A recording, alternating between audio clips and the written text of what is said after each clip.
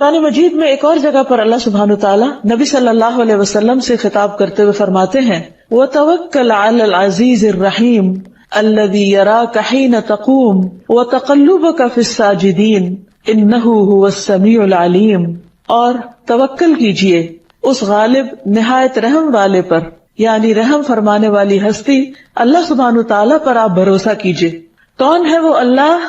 الذی یراک حین تقوم، وہ جو آپ کو اس وقت بھی دیکھتا ہے جب آپ کھڑے ہوتے ہیں قیام کی حالت میں، یعنی اللہ سبحانہ تعالیٰ کے آگے نماز میں قیام فرما رہے ہوتے ہیں۔ وتقلبک فی الساجدین، اور سجدہ کرنے والوں کے درمیان جب آپ رکوع اور سجدہ کر رہے ہوتے ہیں اور دوسرے بھی آپ کے ساتھ مل کر رکوع کر رہے ہوتے ہیں، سجدے کر رہے ہوتے ہیں، اللہ تعالیٰ اس وقت بھی آپ کی نگرانی کر رہا ہوتا ہے، اس وقت بھی آپ کو دیکھ رہا ہوتا ہے۔ اور انہ هو السمیع العلیم، بے شک وہ سننے والا جاننے والا ہے۔ لیکن نماز کی حالت میں کتنا کم ہم یہ سوچتے ہیں کہ میرے اس قیام کو اللہ تعالیٰ دیکھ رہے ہیں، میرے اس رکوع میں اللہ سبحانہ تعالیٰ میری نگرانی فرما رہے ہیں، جب میں سجدے کی حالت میں ہوں تو اللہ تعالیٰ اس وقت بھی میرے پورے حال سے باخبر ہیں کہ میری سوچ اس وقت کیا ہے، میرے خیالوں میں اس وقت کیا ہے، میرے دل کے اندر اس وقت کیا احساس ہے۔ کیا واقعی اگر میرا سر جھکا ہوا ہے، زمین پر لگا ہوا ہے، تو واقعی میں میرے خیالات اور میرے اندر کا انسان بھی پوری طرح اللہ سبحانہ تعالیٰ کے حکم کی فرما برداری کر رہا ہے؟ کیا واقعی وہ اس کی عقل اور اس کی سمجھ اور اس کا دل اور اس کے جذبات سب کچھ اللہ سبحانہ تعالیٰ کے تابع ہیں؟ اسی طرح انسان جب چلتا پھرتا ہے یا دنیا میں اور بہت سے کام کاج کرتا ہے تو کتنی بار یہ سوچتا ہے کہ وہ اللہ سبحانہ تعالیٰ کی نگرانی میں ہے۔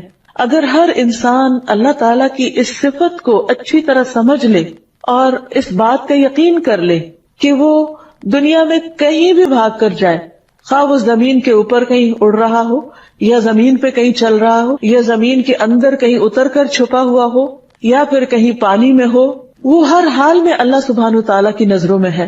اس کا کوئی بھی عمل خواہ وہ چھوٹا ہو یا بڑا اللہ تعالیٰ سے چھپا ہوا نہیں ہے۔ اور حقیقت یہ ہے کہ اگر یہ ایمان انسان کے اندر پختہ ہو جائے تو انسان کے بہت سے گناہ خود بخود کم ہو جائیں۔ اللہ تعالیٰ کے حاضر ہونے کا احساس اس کے اندر ایسا تقوی پیدا کرے، ایسا خوف پیدا کرے کہ وہ انسانوں کے ڈر سے نہیں، اللہ سبحانہ تعالیٰ کے ڈر سے ان کاموں کو چھوڑ دے جو اللہ تعالیٰ کو ناپسند ہے اور جو اس کی مخلوق کو نقصان دینے والے ہیں۔ اگرچہ اللہ سبحانہ تعالیٰ اپنے بندوں کے حال سے براہ راست واقف ہیں، خود نگرانی کر رہے ہیں، خود دیکھ رہے ہیں، لیکن اس کے باوجود جو فرشتے اس نے انسان پر نگران مقرر کیے ہوئے ہیں ان سے بھی اللہ تعالیٰ بندوں کے حالات پوچھتے رہتے ہیں۔ یہ بھی اللہ سبحانہ تعالیٰ کی بندوں کے بارے میں ایک خاص رحمت ہے اور اس کی کیئر ہے اور اس کا کنسرن ہے اور اس کی محبت ہے اور اس کی توجہ ہے اپنے بندوں کے حالات پر۔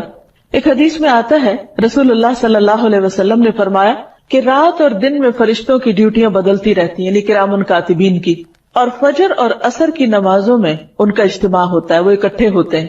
پھر تمہارے پاس رات کو رہنے والے فرشتے جب اوپر چڑھتے ہیں تو اللہ تعالیٰ ان سے پوچھتا ہے، حالانکہ وہ ان سے کہیں زیادہ اپنے بندوں کے حالات سے خود واقف ہے۔ وہ پوچھتا ہے، میرے بندوں کو تم نے کس حال میں چھوڑا؟ وہ کیا کر رہے تھے؟ وہ جواب دیتے ہیں، جب ہم نے انہیں چھوڑا تو وہ فجر کی نماز پڑھ رہے تھے، اور جب ان کے پاس گئے تب بھی وہ عصر کی نماز پڑھ رہے تھے۔ اور اسی طرح دوسرے فرشتوں سے پوچھتا ہے تو وہ بھی اسی طرح جواب دیتے ہیں۔ اللہ سبحانہ تعالیٰ اپنے بندوں کی نگرانی کرتے ہوئے، اپنے بندوں کا خیال کرتے ہوئے ان پر اپنی خاص رحمت فرماتے ہیں، اور خصوصی طور پر جو بندے عبادت گزار ہوتے ہیں اللہ سبحانہ تعالیٰ ان سے محبت کرتے ہیں۔ پھر اسی طرح اللہ تعالیٰ اپنے بندوں کے غموں سے بھی آگاہ ہوتا ہے کہ اس وقت بندے کے دل کی کیفیت کیا ہے، وہ کس پریشانی کا شکار ہے۔ بعض اوقات ہم جب پریشان ہوتے ہیں تو ہمیں یوں لگتا ہے جیسے ہم تنہا رہ گئے، ہمارا کوئی بھی نہیں۔ کبھی کوئی فوت ہو جائے تو ہم سوچتے ہیں کہ اب ہمارا کون ہوگا، اب ہمارا کیا بنے گا۔ لیکن اس وقت بھی، غم کے ان لمحات میں بھی، اگر انسان کو یہ یاد رہے کہ اس کا رب ہے جو اس کے حالات کو جانتا ہے اور اس کی تکلیف کو محسوس کرتا ہے اور وہ اس کے حال سے پوری طرح باخبر ہے، تو یہ چیز انسان کے لیے بہت اطمینان کا باعث ہو سکتی ہے۔ اس سلسلے میں ایک روایت آتی ہے جس سے ہمیں پتہ چلتا ہے کہ رسول اللہ صلی اللہ علیہ وسلم نے ایک موقع پر حضرت ابراہیم علیہ السلام کا یہ قول دہرایا جس میں انہوں نے اللہ تعالیٰ سے عرض کی کہ رب انہن اضللن کثیرا من الناس فمن تبعنی فانہ منی۔ کہ اللہ ان بتوں نے بہت سے لوگوں کو بہکا دیا ہے، پھر ان میں سے جو میری پیروی کرے تو وہ مجھ سے ہے۔ اور پھر عیسیٰ علیہ السلام کے قول کو دہرایا کہ ان تعذبہم فانہم عبادک وان تغفر لہم فانک انت العزیز الحکیم، کہ اگر تو ان کو عذاب دے تو وہ تیرے بندے ہیں، اور اگر تو انہیں معاف کر دے تو تو غلبے والا ہے، حکمت والا ہے۔ لیکن اس کے برعکس رسول اللہ صلی اللہ علیہ وسلم اپنی امت کا خیال کر کے رونے لگ گئے۔ آپ نے ہاتھ اٹھائے اور فرمایا، اے اللہ میری امت میری امت۔ اللہ سبحانہ وتعالیٰ نے جبریل علیہ السلام سے فرمایا کہ جاؤ محمد کے پاس صلی اللہ علیہ وسلم، حالانکہ تیرا رب خوب جانتا ہے، اور ان سے پوچھو کہ انہیں کیا چیز رلا رہی ہے۔ اللہ تعالیٰ کو پتا تھا کہ وہ کس کے غم میں رو رہے ہیں، وہ اپنی امت کے غم میں رو رہے تھے اور خود بھی جانتے ہیں، لیکن جبریل کو بھیجا تسلی کے لیے۔ جبریل علیہ السلام نبی صلی اللہ علیہ وسلم کے پاس آتے ہیں اور رونے کی وجہ پوچھتے ہیں، آپ انہیں بتاتے ہیں، حالانکہ اللہ تعالیٰ خود زیادہ جانتے ہیں۔ پھر اللہ تعالیٰ کے پاس واپس جاتے ہیں، اللہ تعالیٰ فرماتے ہیں، اے جبریل جاؤ محمد کی طرف اور ان سے کہہ دو کہ ہم آپ کو آپ کی امت کے بارے میں ضرور راضی کر دیں گے، یعنی آپ کو غمگین نہیں کریں گے۔ اس سے یہ بات بھی پتہ چلتی ہے کہ رسول اللہ صلی اللہ علیہ وسلم اپنی امت کے بارے میں کس قدر فکر مند ہوتے تھے۔ کیا آج ہم بھی واقعی اپنے نبی اپنے رسول محمد صلی اللہ علیہ وسلم کے بارے میں بھی اتنے کنسرن ہیں کہ ہم قیامت کے دن ان کو شرمندہ نہ کریں ایسے کام کر کے جن سے آپ نے روکا اور جن سے آپ ناخوش ہوتے تھے؟ بہرحال اس حدیث سے پتہ یہ چلتا ہے کہ اللہ سبحانہ وتعالی بندوں کے دلوں کے حالات سے بھی خوب واقف ہے۔ پھر اسی طرح اللہ تعالیٰ بندوں کی قولی عبادات یعنی ان کا ذکر وغیرہ بھی شمار کرتا ہے۔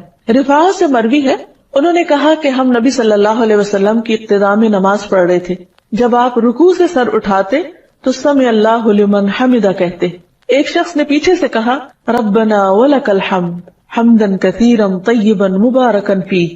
آپ صلی اللہ علیہ وسلم نے نماز سے فارغ ہو کر پوچھا کہ یہ کلام کہنے والا کون ہے؟ تو اس شخص نے جواب دیا کہ میں۔ اس پر آپ نے فرمایا، میں نے 30 سے زیادہ فرشتوں کو دیکھا کہ ان کلمات کو لکھنے میں وہ ایک دوسرے پر سبقت لے جانا چاہتے تھے کہ کون ان میں سے ان کو پہلے لکھے گا، اور ظاہر ہے کہ یہ 30 فرشتے اللہ سبحانہ وتعالیٰ کے حکم اور اذن سے ہی آگے بڑھے۔ تو اللہ تعالیٰ بندوں کے چھوٹے سے چھوٹے عمل کو بھی ضائع نہیں کرتے۔ اسی طرح المہیمن کا ایک مطلب حفاظت کرنے والا بھی ہے۔ اللہ سبحانہ وتعالیٰ جو الحافظ ہے، الحفیظ ہے، تحفظ دینے والا ہے، حفاظت کرنے والا ہے، وہ اپنی تمام مخلوق کی ضروریات کی حفاظت کرنے والا ہے۔ نبی صلی اللہ علیہ وسلم نے فرمایا، اللہ تعالیٰ فرماتے ہیں، اے ابن آدم تم اپنے آپ کو میری عبادت کے لیے فارغ کر لو، یعنی نماز کے لیے، دیگر عبادات کے لیے بھی وقت نکالو، تو میں تمہارے دل کو بے نیازی سے بھر دوں گا اور تمہاری محتاجیاں دور کر دوں گا۔ لیکن اگر تم ایسا نہیں کرو گے، یعنی اپنے آپ کو صرف دنیا میں کھپا دو گے اور عبادت کے لیے وقت نہیں نکالو گے، تو میں تمہارے دونوں ہاتھ کام میں مشغول کر دوں گا، اس کے باوجود تمہارا فقر دور نہیں کروں گا، یعنی تمہارے دل کے اندر کا خوف اور محتاجی کا احساس وہ دور نہیں کروں گا۔ پھر اسی طرح اللہ سبحانہ وتعالی بیمار انسان کے اعمال کی حفاظت کرتے ہیں۔ ایک انسان تندرستی کی حالت میں جو بھی نیک عمل کرتا ہے، جب وہ بیمار ہو جاتا ہے تو بھی اللہ تعالیٰ اس کا اجر روکتے نہیں، بلکہ جو شخص پابندی کے ساتھ نیکی کرتا ہے عام حالات میں، تو جب وہ سفر کرتا ہے یا بیماری کی حالت میں ہوتا ہے تو اللہ تعالیٰ فرشتے کو حکم دیتے ہیں اور وہ اس کا اجر لکھتا چلا جاتا ہے۔ پھر اسی طرح المہیمن کا ایک مطلب امن دینے والا ہے اور ظالم کو مہلت دینے والا، یعنی اللہ سبحانہ وتعالیٰ جہاں اپنے بندوں کی حفاظت فرماتا ہے وہاں ان کے لیے ایسے حالات، ایسے مواقع فراہم کرتا ہے کہ وہ امن و امان کے ساتھ اپنے کام سر انجام دے سکیں۔ اگر ہم سوچیں تو زمین کے جس گولے پر ہم بیٹھے ہوئے ہیں اس کے اندر لاوا ابل رہا ہے، اگر یہ زمین تھوڑی سی بھی پھٹ جائے اور لاوا باہر نکلنے لگے تو زندگی کا نام و نشان قائم نہ رہے۔ پھر ہم سب جانتے ہیں کہ زمین اس فضا کے اندر دوہری حرکت کے ساتھ اپنے سفر پر رواں دواں ہے، لیکن ہمیں ہر وقت ٹھہری ہوئی محسوس ہوتی ہے۔ یعنی کس قدر حیرت کی بات ہے کہ جو زمین ہزاروں میل فی گھنٹہ کی رفتار سے اس فضا میں دوڑ رہی ہے، اس زمین پر بیٹھے ہوئے انسانوں کو کبھی احساس بھی نہیں ہوتا کہ یہ زمین حرکت میں ہے۔ یہ سب امن کون دے رہا ہے؟ یہ اس اطمینان کی حالت میں ہمیں کون جینے دے رہا ہے کہ ہم اس پر چلتے پھرتے ہیں، سوتے ہیں، آرام کرتے ہیں اور پرسکون رہتے ہیں؟ اللہ سبحانہ وتعالیٰ کی یہ خاص رحمت ہے کہ اس نے ہمارے لیے ان تمام چیزوں کو مسخر کیا ہے۔ پھر ہم دیکھتے ہیں کہ جہاں وہ امن دیتا ہے وہاں کچھ لوگ دنیا میں فتنہ فساد بھی کرنے والے ہیں، ظلم ڈھانے والے ہیں، لیکن ان کو آزادی کیوں ملی ہوئی؟ اس کی وجہ یہ ہے کہ وہ بھی اللہ ہی کے بندے ہیں، لیکن اللہ تعالیٰ کے دیے ہوئے اختیار سے ناجائز فائدہ اٹھا رہے ہیں۔ یہ بھی اللہ تعالیٰ کی ان پر مہربانی ہے کہ ان کو فوراً نہیں پکڑتا اور ان کو مہلت دیتا ہے، موقع دیتا ہے تاکہ وہ بھی توبہ کر لیں، وہ بھی پلٹ آئیں، باز آ جائیں اور سیدھی راہ پر چل پڑے۔ تو اللہ سبحانہ تعالیٰ ہر ایک کو مہلت دیتا ہے، کوئی چھوٹا گناہ کرے یا بڑا گناہ کرے۔ ہمارے نزدیک کچھ لوگ بڑے بڑے غلط کام کر رہے ہوتے ہیں اور ہم چاہتے ہیں کہ ان کی فوراً پکڑ ہو جائے اور فوراً ٹھکانے لگا دیا جائے تاکہ دنیا سے ظلم ختم ہو جائے۔ یہ بات اپنی جگہ درست ہے، لیکن دوسری طرف اللہ سبحانہ تعالیٰ ظالم کو مہلت دیتا ہے کیونکہ وہ بھی ایک انسان ہے جو وقتی طور پر اپنی آزادی سے ناجائز فائدہ اٹھا رہا ہے۔ ہر انسان کے اندر اللہ نے ضمیر نام کی چیز رکھی ہے جو اسے ملامت کرتی ہے۔ ایک شخص جس نے 99 قتل کیے، جب اس کو احساس ہوا کہ وہ غلط کر رہا ہے تو اس نے توبہ کے لیے ایک راہب کی طرف رجوع کیا تاکہ وہ اسے طریقہ بتائے کہ کس طرح وہ اپنے گناہوں کو معاف کروا سکتا ہے۔ اگر اللہ تعالیٰ چاہتا تو اسے پہلا انسان قتل کرنے پر ہی پکڑ لیتے یا دوسرا یا تیسرا، لیکن کب تک اللہ تعالیٰ نے اس کو مہلت دی کہ بالآخر اسے احساس ہوا اور وہ اپنے گناہ سے تائب ہوا اور آخر میں رحمت کے فرشتے نے اس کی جان لی۔ تو اللہ تعالیٰ صرف ایک طرف کو دیکھ کر فیصلہ نہیں کرتے، وہ تمام امور کو بیک وقت دیکھنے والے ہیں اور اس کا کوئی فیصلہ بھی حکمت سے خالی نہیں ہے، اور وہ ہر ایک کو مہلت دیتا ہے اور ہر ایک کے لیے مواقع فراہم کرتا ہے تاکہ بندہ صحیح راہ پر آ جائے اور پلٹ آئے۔ پھر اسی طرح مہیمن کا ایک مطلب گواہ بھی ہوتا ہے، الشاہد، یعنی وہ جو خبر رکھتا ہو، نظر رکھنے والا ہو۔ تو اللہ تعالیٰ اپنی مخلوق پر شہید ہے یعنی گواہ ہے۔ بندوں سے جو بھی کوئی قول اور فعل سرزد ہوتا ہے اللہ تعالیٰ اس کو پوری طرح جانتا ہے۔ قرآن مجید میں آتا ہے وَمَا تَكُونُ فِي شَأْنٍ وَمَا تَتْلُو مِنْهُ مِنْ قُرْآنٍ وَلَا تَعْمَلُونَ مِنْ عَمَلٍ إِلَّا كُنَّا عَلَيْكُمْ شُهُودًا إِذْ تُفِيضُونَ فِيهِ وَمَا يَعْزُبُ عَنْ رَبِّكَ مِنْ مِثْقَالِ ذَرَّةٍ فِي الْأَرْضِ وَلَا فِي السَّمَاءِ وَلَا أَصْغَرَ مِنْ ذَلِكَ وَلَا أَكْبَرَ إِلَّا فِي كِتَابٍ مُبِينٍ۔ اور تم نہ کسی حال میں ہوتے ہو اور نہ اس کی طرف سے آنے والے قرآن میں سے کچھ پڑھتے ہو اور نہ تم کوئی عمل کرتے ہو مگر یہ کہ ہم اس پر شاہد ہوتے ہیں۔ یعنی کسی بھی حال میں تم ہو، قرآن میں سے کچھ بھی تم پڑھ رہے ہو تو ہم خود سن رہے ہوتے ہیں، ہم خود گواہ ہوتے ہیں جب تم اس میں مشغول ہوتے ہو۔ اور تمہارے رب سے کوئی ذرہ برابر چیز نہ زمین میں غائب ہوتی ہے اور نہ آسمان میں، نہ اس سے کوئی چھوٹی چیز اور نہ بڑی چیز مگر ایک واضح کتاب میں موجود ہوتی ہے۔ تو سوال یہ پیدا ہوتا ہے کہ اللہ سبحانہ وتعالیٰ بندوں کے اعمال پر کیوں گواہ ہے؟ بندوں کے اعمال خود کیوں دیکھ رہے ہیں؟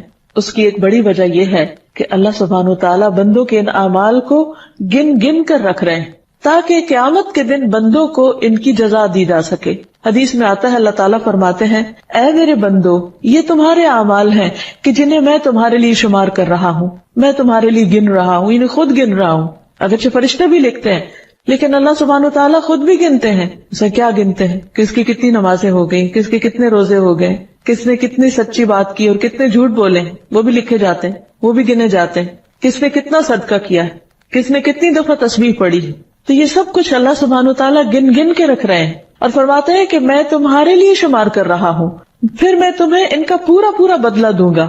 تو جو آدمی بہتر بدلہ پائے وہ اللہ کا شکر ادا کرے، اور جو بہتر بدلہ نہ پائے تو اپنے نفس ہی کو ملامت کرے۔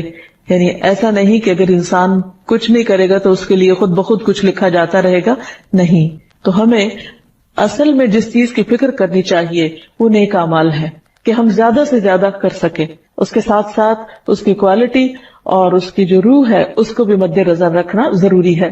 پھر یہ ہے کہ اللہ تعالیٰ ایک اور جگہ پر فرماتے ہیں سواء منکم من اسر القول ومن جہر بہ، برابر ہے تم میں سے جو بات چھپا کر کرے اور جو اسے بلند آواز سے کرے۔ یعنی اللہ کے لیے بالکل برابر ہے، ہمارے لیے فرق ہو جاتا ہے کیونکہ ہمارے کان ایک سرٹن فریکوینسی کے بعد سن نہیں پاتے، یعنی کہ وہ آواز کم ہو یا زیادہ ہو تو ہم سن نہیں سکتے، ایک خاص لمٹ کے اندر سنتے ہیں۔ لیکن اللہ تعالیٰ کے لیے ایسی کچھ بھی مشکل نہیں، وہ ہر بات کو سنتے ہیں، چپکے کی جائے، سرگوشیوں کی حالت میں کی جائے یا پھر چیخ چلا کر کی جائے۔ ایک اور جگہ پر فرماتے ہیں واللہ شہید علی ما تعملون، اللہ تعالیٰ پوری طرح شاہد ہے اس پر جو بھی تم کرتے ہو. اور پھر یہ کہ قیامت کے دن یہ سارے اعمال سامنے لائے جائیں گے تو انسان جھٹلا نہ سکے گا، کیونکہ اللہ تعالیٰ خود گواہ ہے اس پر. حدیث میں آتا ہے کہ ایک آدمی کو قیامت کے دن لایا جائے گا اور اس سے کہا جائے گا کہ اس پر اس کے صغیرہ گناہ پیش کرو، یعنی اس کے سامنے لا کے رکھے جائیں تو اس کے گناہ پیش کر دیے جائیں گے، اور اس کے جو بڑے بڑے گناہ ہیں ان کو چھپا کر رکھا جائے گا. تو اقرار کروانے کے لیے اسے کہا جائے گا کیا تو نے فلاں دن مثلا سنڈے کو یا منڈے کو یہ کام کیا تھا، تو وہ اقرار کر لے گا. انکار کی گنجائش کس کو ہوگی؟ لیکن ساتھ ہی ڈر رہا ہوگا کہ اس کے جو بڑے گناہ تھے ان کا کیا ہوگا. یہ تو چھوٹی چھوٹی چیزیں، اس کو اپنی بڑی بڑی غلطیاں بھی یاد آ جائیں گی. اب اللہ تعالیٰ فرمائے گا کہ اس بندے کے ہر گناہ کے عوض اس کو نیکی دے دو، کیونکہ بندہ جب گناہ کرنے کے بعد توبہ کر لیتا ہے تو اللہ تعالیٰ اس کے گناہوں کو نیکیوں میں بدل دے گا. اب وہ بندہ کہے گا کہ یا رب میں نے کچھ اور گناہ بھی کیے تھے، وہ مجھے یہاں نظر نہیں آ رہے، یعنی وہ جو کبیرہ گناہ جن سے ابھی تک وہ ڈر رہا تھا ان کا بھی ذکر خود کر دے گا. تو بہرحال یہ اللہ سبحانہ وتعالیٰ کی شان رحیمی ہے کہ وہ بندوں کی غلطیوں اور خطاؤں سے اس قدر درگزر فرماتا ہے اور اتنی خوبصورت طریقے سے توبہ قبول کرتا ہے کہ ان کی خطاؤں کو بھی قیامت کے دن نیکیوں میں بدل دے گا. لیکن اس کے لیے شرط یہ ہے کہ انسان سچے دل سے توبہ کرے. المہیمن کے معنی میں ایک قول یہ بھی ہے کہ یہ وہ ذات ہے جو اطاعت کرنے والے کے ثواب میں سے کچھ بھی کم نہ کرے، خواہ وہ ثواب کتنا ہی زیادہ کیوں نہ ہو، اور نافرمان جتنی سزا کا حقدار ہے اس سے زیادہ اس کو سزا نہ دے، کیونکہ اس پر جھوٹ جائز نہیں. اور اللہ تعالیٰ کو یہ حق حاصل ہے کہ وہ زیادہ ثواب دے کر مہربانی فرمائے اور بہت ساری سزاؤں کو معاف کر دے، یہ اس کے اپنے اختیار میں ہے.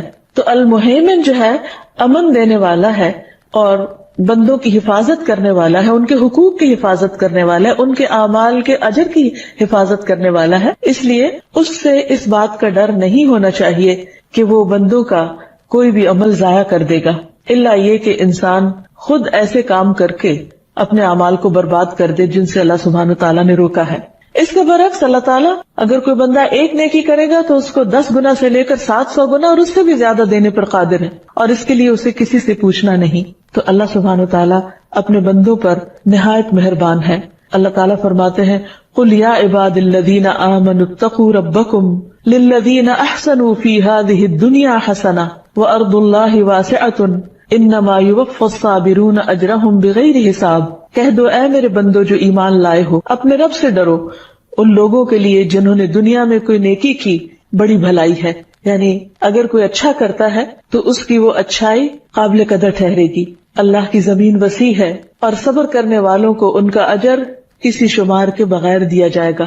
یعنی اللہ تعالیٰ کے پاس پورا حق ہے، اختیار ہے کہ وہ بندے کا اجر 1 کو 10 کے برابر کرے یا ان لمیٹڈ کر دے کہ جس کو کوئی انسان گن بھی نہ سکے.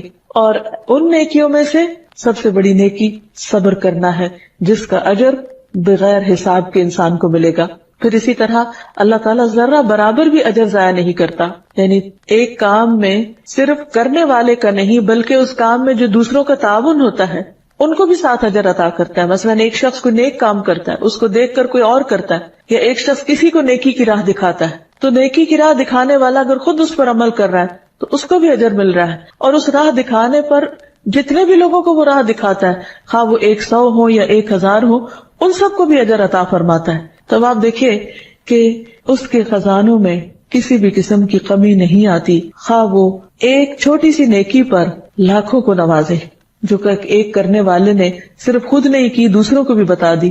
مثلا اگر کوئی شخص خود سبحان اللہ پڑھ رہا ہے اور وہ دوسروں کو بھی سکھا دیتا ہے کہ تم بھی سبحان اللہ پڑھو، اگر 1000 لوگ اس کے کہنے پر سبحان اللہ پڑھنے لگتے ہیں تو اس شخص کو نہ صرف یہ کہ اپنے سبحان اللہ پڑھنے کا ثواب ملے گا، بلکہ وہ جو 1000 لوگ سبحان اللہ پڑھ رہے ہیں ان کا بھی اجر ان کو ملنے کے علاوہ اس کو بھی ملے گا. تو آپ دیکھیے کہ اللہ سبحانہ وتعالیٰ کی نوازشوں کی کوئی حد نہیں. اور عمل تو عمل ہے، لیکن اگر کوئی شخص نیت بھی کر لیتا ہے تو اس پر بھی وہ اس کو اجر عطا کرتا ہے. تو ہمیں اللہ سبحانہ وتعالیٰ سے ہر حال میں اچھی امید رکھنی چاہیے اور اس سے دعا کرتے رہنا چاہیے اور اس کے ہر نام کے ساتھ اس کو پکارنا چاہیے. انسان ایک دن کے اندر مختلف حالتوں سے گزرتا ہے، اور اگر اللہ تعالیٰ کے ان ناموں کی پہچان ہو تو جس وقت جس حالت میں اسے اللہ تعالیٰ کی کوئی خاص صفت یاد آئے، اس کا کوئی خاص نام یاد آئے، تو اس نام کا واسطہ دے کر یا اس نام کے ذریعے سبحانہ تعالیٰ سے دعا کرنی چاہیے اور اس کا ذکر کرتے رہنا چاہیے. اگرچہ نبی صلی اللہ علیہ وسلم نے المہیمن کے لفظ کے ساتھ کوئی خاص دعا نہیں کی، لیکن بہت مواقع ایسے ہیں جس میں اللہ تعالیٰ کے حوالے اپنے آپ کو ضرور کیا. مثلا اپنے سارے معاملات کو بھی اللہ کے حوالے کیا، جسے ایک روایت میں آتا ہے ایک اعرابی نے نبی صلی اللہ علیہ وسلم سے کہا کہ آپ مجھے کوئی دعا سکھا دیجئے، امید ہے کہ اللہ تعالیٰ مجھے اس سے فائدہ دے گا. تو آپ نے فرمایا یوں کہو، اللہم لک الحمد کلہ وإلیک یرجع الامر کلہ، اے اللہ تیرے لیے ہے سب تعریف اور تیری ہی طرف سب کام لوٹتے ہیں، یعنی سارے معاملات تیرے ہی سپرد ہیں. اسی طرح رات کو سوتے وقت بھی اللہم اسلمت نفسی الیک، اے اللہ میں اپنے آپ کو تیرے حوالے کرتا ہوں. تو جو رب ہمارے جاگنے کی حالت میں ہماری حفاظت کرتا ہے وہ سونے کی حالت میں بھی ہماری حفاظت کرتا ہے. اور پھر یہ ہے کہ انسان جب اپنے آپ کو اللہ کے حوالے کر دیتا ہے، اپنی جان کو، اپنے مال کو، اپنی اولاد کو، اپنے متعلقین کو، تو اللہ سبحانہ و تعالیٰ ان تمام چیزوں کی حفاظت فرماتا ہے. اسی لیے جب کوئی مسافر سفر پر روانہ ہوتا ہے تو اس کو جو دعا دی جاتی ہے، نبی صلی اللہ علیہ وسلم نے جو دعا سکھائی ہے وہ یہی ہے کہ استودع اللہ دینک و امانتک و خواتیم عملک، کہ میں تمہارے دین، امانت اور عمل کے خاتمے کو اللہ کے سپرد کرتا ہوں. یعنی اگر کوئی شخص سفر پر جا رہا ہو تو ہمیں یہ دعا پڑھنے کی تلقین کی گئی ہے. اب یہ کہ جب ہم اللہ تعالیٰ کی صفت کو پہچان لیں تو اس کا ہماری زندگی پر کیا اثر ہونا چاہیے. سب سے پہلے تو یہ کہ ہمیں اس بات کا یقین ہونا چاہیے کہ ہم ہر وقت اللہ کی نگاہ میں ہمارے ایک ایک عمل کو دیکھا جا رہا ہے. اگر واقعی دیکھا جا رہا ہے تو پھر ہمارا طرز عمل کیا ہو. کبھی کوئی انسان بھی ہمیں دیکھ رہا اور ہمیں پتہ چل جائے تو ہم کانشیس ہو جاتے ہیں ایک دم. جیسے کہیں اگر بیٹھے ہوئے کچھ کر رہے ہیں اور ہمیں یہ شک گزرے کہ باہر ونڈو سے کوئی ہمیں دیکھ رہا ہے. جیسے رات کے اندھیرے میں آپ اپنے گھر میں لائٹ جلا کر بیٹھے ہیں اور آپ کو تھوڑا سا آہٹ محسوس ہوتی ہے اور یوں لگتا ہے جیسے باہر سے کوئی جھانک رہا ہے، تو آپ کمفرٹیبل ہو کے یا ریلیکس ہو کے نہیں بیٹھتے، آپ ایک دم الرٹ ہو جاتے ہیں کہ اچھا کوئی دیکھ رہا ہے. تو اس وقت آپ کیا کریں گے اور کیا نہیں کریں گے. آپ ایسا کبھی بھی نہیں کریں گے کہ اس وقت اپنا بیگ کھول کر پرس سے پیسے نکال کر وہ گننا شروع کر دے، کیونکہ آپ کو ڈر ہوگا کہ کہیں کوئی باہر سے اٹیک نہ کر دے اور آپ کا یہ عمل اس وقت آپ کے لیے خطرناک نہ ہو. اسی طرح کہیں پر بھی، کسی بھی موقع پر، کسی بھی جگہ پر جب انسان کو یہ احساس ہوتا ہے کہ کوئی شخص اس کے آس پاس ہے تو اس کا طرز عمل بالکل مختلف ہوتا ہے بنسبت اس وقت کے جب اس کے پاس کوئی بھی نہیں ہوتا. اس وقت انسان بالکل ریلیکس ہوتا ہے. ٹھیک ہے، انسانوں کے ساتھ معاملہ کرتے وقت تو انسان کی یہ کیفیات مختلف ہو سکتی، لیکن اللہ سبحانہ تعالیٰ وَلِلَّهِ الْمَثَلُ الْأَعْلَى ان تمام چیزوں سے بالا و برتر ہے. جب ہمیں اس نام کا یقین، ایمان اور اس پر اعتماد ہو جائے تو ہمارے دل کے اندر ایک ایسی کیفیت ہونی چاہیے کہ ہمارے ساتھ یہ احساس ہمیشہ باقی رہے کہ میرا رب حفاظت کرنے والا ہے، میرا رب نگرانی کر رہا ہے، میرا رب اس وقت میرے معاملات کو دیکھنے والا ہے، میں اپنا سب کچھ اس کے سپرد کرتی ہوں. اس سے ایک طرف تو ہم کانشیسلی زندگی بسر کریں گے اور دوسری طرف ہمارے اندر ایک امن اور اطمینان کی کیفیت بھی ہوگی. اگر کوئی شخص آپ کو مس انڈرسٹینڈ کر رہا ہے تو بھی آپ کے اندر اطمینان ہوگا کہ میرا رب تو میرے دل کے حال کو جانتا ہے، میرا رب میرے ظاہر اور باطن کو جانتا ہے. بندوں کا خوف دل سے نکل جائے گا اور اللہ سبحانہ و تعالیٰ کی نگرانی کا احساس آپ کو مزید اچھے کاموں پر ابھارے گا. اور قرآن مجید میں آتا ہے وَهُوَ مَعَكُمْ أَيْنَمَا كُنْتُمْ وَاللَّهُ بِمَا تَعْمَلُونَ بَصِيرٌ، اور وہ تمہارے ساتھ ہے جہاں بھی تم ہو اور اللہ ان سب چیزوں کو جو بھی تم کرتے ہو دیکھ رہا ہے، خوب دیکھنے والا ہے. پھر اسی طرح ہمیں اپنے بچوں کی تربیت بھی اسی انداز سے کرنی چاہیے کہ بچوں جہاں بھی تم ہو اللہ تمہیں دیکھتا ہے. قرآن مجید میں آتا ہے کہ لقمان نے اپنے بیٹے کو وصیت کی تھی یا بنی انہا ان تک مثقال حبۃ من خردل فتکن فی صخرۃ او فی السماوات او فی الارض یأتی بها اللہ ان اللہ لطیف خبیر. اے میرے چھوٹے بیٹے، بے شک کوئی بھی چیز اگر رائی کے دانے کے وزن کے برابر بھی ہو، زمین میں ہو یا آسمان میں، تو اللہ اس کو لے آئے گا. بلا شبہ اللہ بڑا باریک بین، پوری خبر رکھنے والا ہے. اسی طرح انسان کے اندر اس صفت کا احساس احسان کا رویہ پیدا کرتا ہے. بعض اوقات لوگ ہم سے اچھا سلوک نہیں کرتے یا ہمارا حق ادا نہیں کرتے تو بھی ہم پوری کوشش کرتے رہے کہ ہم ان کا حق ادا کریں یا ان سے بہتر سلوک کریں، کیونکہ انسانی کمزوری ہے کہ وہ دوسروں کے رویے کا تابع ہو جاتا ہے کہ فلاں نے میرے ساتھ ایسا کیا اب میں بھی اس کو مزہ چکھاؤں. لیکن جو شخص رب کی اس صفت پر یقین رکھتا ہے وہ بندوں کے رویوں کے تابع نہیں ہوتا، وہ ان کے ساتھ ہر حال میں اچھا